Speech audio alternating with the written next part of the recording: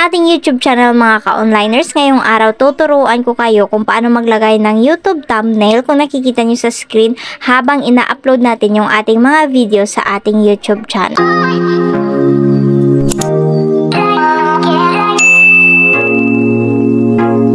Unang-una is i-click natin yung ating YouTube app.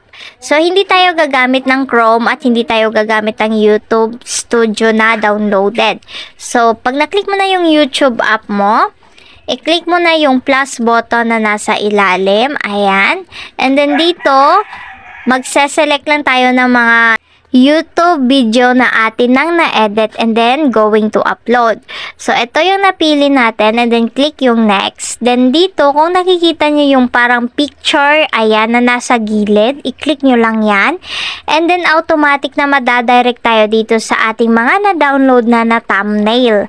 Okay? And then isi-select lang natin kung ano yung thumbnail na ating gagamitin. So, kapag na-click mo na yung thumbnail na iyong gagamitin, ayan, i-done mo lang siya sa itaas.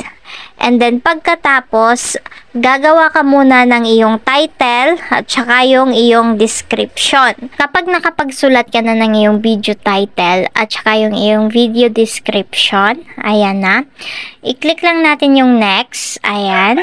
And then, dito, upload video and publish, ayan. So, pagkatapos nito mga ka-onliners, titingnan natin yung progress niya dito sa gilid. And then, punta tayo dito sa my video natin. Ayan, see video. And then, ayan na, ongoing na siya. So, ito naman yung kanyang itsura kapag nasa YouTube Studio app tayo. Click natin. And then dito, refresh para mag-reflect din sa ating mga dashboard. Ayan, kung nakikita nyo, ayan na siya. Ongoing na upload, pero meron na tayong thumbnail. So, wala ka nang iba pang gagawin, kundi antayin mo na lang na ma-publish yung video mo.